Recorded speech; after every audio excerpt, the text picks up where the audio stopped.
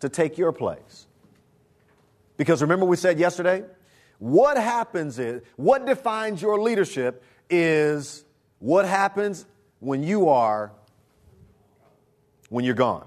If you were snatched out of your environment, what happens to results at that point? That's what defines you and your leadership. So we've got to pay attention to developing others, investing in others.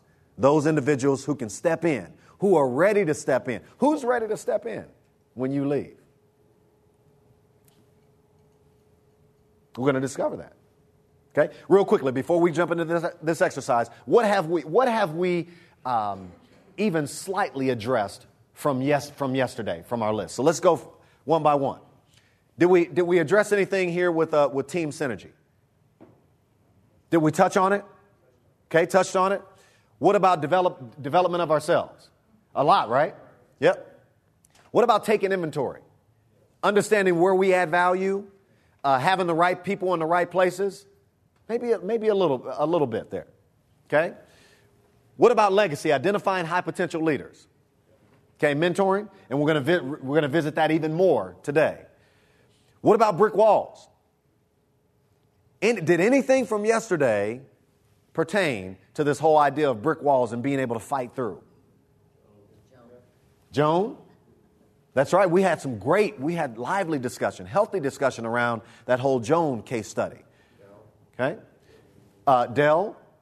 Okay? When you are faced with those brick walls, it's passion that gets you through. It's passion. It's energy. It's being enthusiastic about what you do. Okay?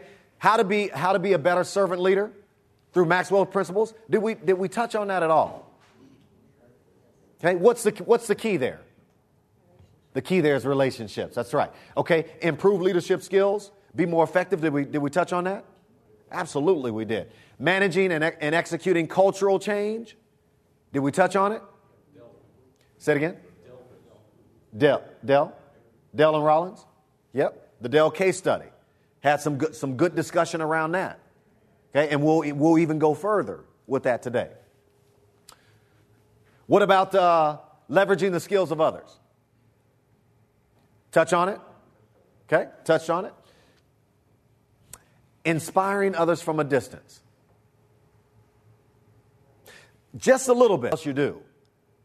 You're limited. Managing conflict? Did we? What is the key in managing conflict? One of the things that we did in the discussions yesterday.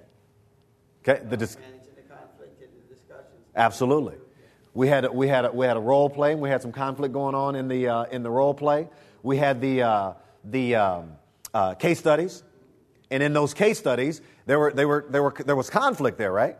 So we got to talk through some of the conflict, and we'll create a structure for it today. Dealing with people who don't buy in.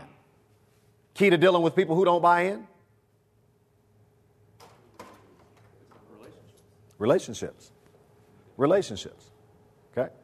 So, what better way to start this whole conversation about production than to learn about the people who populate our teams?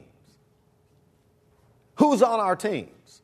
Where do they add value? We're going to go deeper on this whole piece. Where do you add value to the team? So here's what we're going to do.